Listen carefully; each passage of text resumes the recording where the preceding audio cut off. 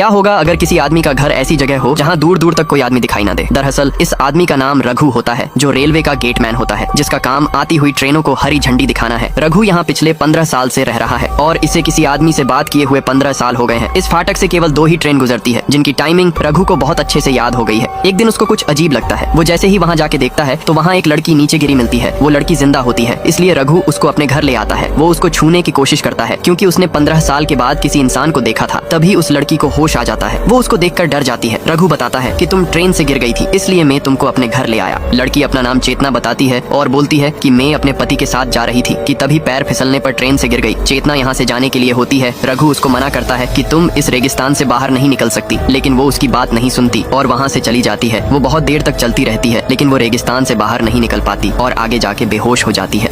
चेतना को जैसे ही होश आता है, रघु उसको बताता है कि तुम यहाँ से कहीं नहीं जा सकती। यहाँ चारों ओर सिर्फ रेगिस्तान है। मैं रेलवे का गेटमैन हूँ जो यहाँ 15 साल से रह रहा हूँ। अब रात हो जाती है। रघु उसके लिए खाना बना के लाता है और चेतना के सोने का इंतजाम भी कर देता है और खुद जमीन पर सोता है। अब सुबह हो जाती है। रघु बताता है कि रेलवे वालों का दिन में एक बार कॉल आता है, लेकिन हम कॉल नहीं कर सकते। लेकिन जब कॉल आएगा तो मैं तुम्हारे बारे में रेलवे वालों को बता दूंगा। और तभी कॉल आ जाती है। लेकिन जैसे ही रघु बताने वाला होता है, चेतना कॉल को काट देती है। रघु को कुछ समझ में नहीं आता कि चेतना ने ऐसा क्यों किया। यहाँ चेतना बताती है कि मैं ट्रेन से गिरी नहीं थी, बल्कि जान के कूदी थी। वो अपने बारे में बताती है कि मैं एक डॉक्टर हुआ करती थी। जिंचो नाम का एक लड़का मेरा पेशेंट हुआ करता था। उसका इलाज करते करते मुझे उससे प्यार हो गया था। हम दोनों साथ रहने लगे थे, लेकिन कुछ दिन बाद वो साइको जैसी हरकत करने लगा था। मुझको मारने भी लगा था। उसके डर की वजह से ही मैं उस दिन ट्रेन से कूद गई थी। इसलिए रघु को चेतना से हमदर्दी होने लगती है। चेतना यहाँ नहाने के लिए जाती है। जैसे ही रघु की नजर उस पर पड़ती है, उसको कुछ होने लगता है, क्योंकि 15 साल से रघु ने किसी लड़की को ऐसे नहीं देखा था। वो सिर्फ यहाँ रहकर ट्रेन को हरी झंडी दिखाता है। अब रघु चुपके से उसको देखने की कोशिश करता है और अपने कपड़े पहनने के लिए उसको देता है। अब चेतना नहाकर आ जाती है और उसकी फैमिली के बारे में पूछती है, लेकिन रघु बताता है कि मेरी कोई फैमिली नहीं है। चेतना उसको अपने जख्म दिखाती है जो उसके पति ने उसको दिए होते हैं और रोने लगती है। रघु बोलता है, तुम यहाँ रह सकती हो, तुम्हारा पति यहाँ कभी नहीं आ सकता। और वो उसके कंधे पर अपना सर रख देती है। तभी वहाँ कॉल आता है और रघु ट्रेन को सिग्नल देने के लिए चला जाता है। ये चेतना घर की सफाई करने लगती है और उसको पेपर की कटिंग मिलती है, जिसमें 4 आदमियों के मर्डर की खबर होती है और एक आई कार्ड मिलता है जो असली रघु का होता है। ये देखकर वो बहुत डर जाती है और समझ जाती है कि वो जिसके साथ रह रही है वो रघु नहीं बल्कि एक खूनी है। इसलिए चेतना रघु के आने से पहले ये सभी चीजें बक्से में रखने लगती है। जब रघु आता है तो वो उसको काम करते हुए देखता है और पूछता है, तुम इतना डर क्यों रही हो? तभी उसकी नजर उस आई कार्ड पर पड़ जाती है।